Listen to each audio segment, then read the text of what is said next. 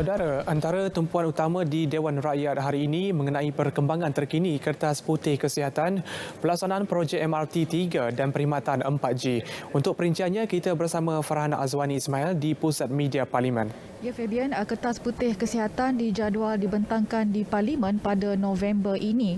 Dokumen itu akan mengemukakan cadangan penyelesaian secara berfasa dalam aspek reformasi penyampaian perkhidmatan, pembiayaan, tadbir urus serta organisasi. Ia merangkumi tempoh 15 tahun. Menteri Kesihatan Khairi Jamaluddin berkata penyediaan Kertas Putih itu mengambil kira syur pelbagai kajian yang dilaksana serta pandangan pihak berkepentingan termasuk rakyat. Tindakan itu bagi memastikan hasrat mengukuhkan sistem kesihatan negara secara menyeluruh benar-benar dicapai. Sebab itu saya telah putuskan bahawa proses ini mesti dibawa ke Dewan Rakyat dan juga ke Parlimen agar mendapat keputusan dan konsensus bipartisan. Hanya dengan konsensus dan persetujuan bipartisan, maka ini akan menjadi satu dokumen, satu hala tuju dan satu ikhtiar aspirasi yang dikongsi bersama.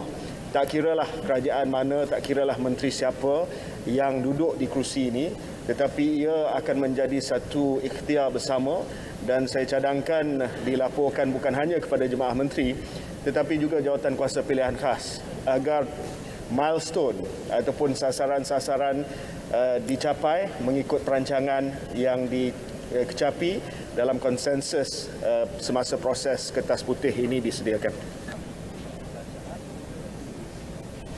Beliau menjawab pertanyaan Wakil Tebrau Stephen Chung Xiao Yun. Baik, tadi Dewan juga turut dimaklumkan bahawa keseluruhan jajaran bagi projek transit aliran ringan MRT 3 dijangka beroperasi sepenuhnya pada 2030. Fasa pertama dijadual dibuka seawal Disember 2028.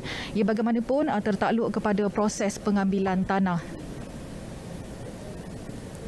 Projek MRT 3 adalah sebuah laluan lingkaran yang meliputi perimeter luar bandaraya Kuala Lumpur dan sebahagian kawasan berpenduduk padat di kawasan Ampang Jaya, Selangor. Hasil daripada kajian kebolehaksanaan teknikal yang telah dijalankan, cadangan jajaran terkini bagi projek MRT 3 adalah sebuah lingkaran sepanjang 51 km di mana 39 km terletak di wilayah Persekutuan Kuala Lumpur dan 12 km terletak di Selangor.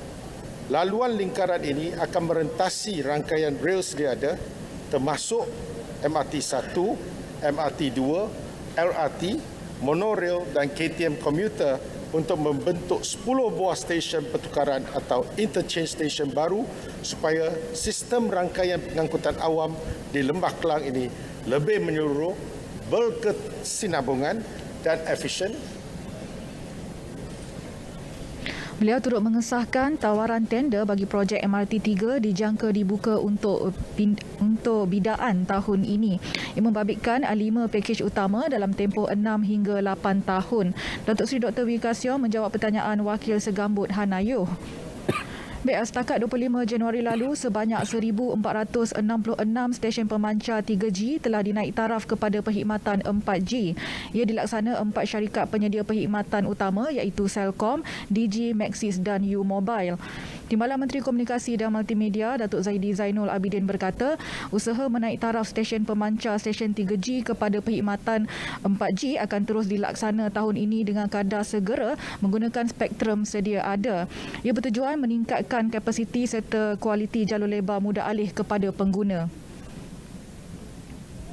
Rangkaian teras backhaul sedia ada turut dinaik taraf kepada gentian optik di setengah kawasan bagi menampung kapasiti radio yang lebih tinggi dalam perkhidmatan 4G. Dengan menaik taraf rangkaian teras dan stesen pemancar 4G ini, ianya akan dapat memastikan akses jalur lebar mudah alih yang lebih bermutu dengan kualiti pengalaman yang lebih baik kepada pengguna dapat disediakan setelah penambatan perkhidmatan 3G secara menyeluruh kelak.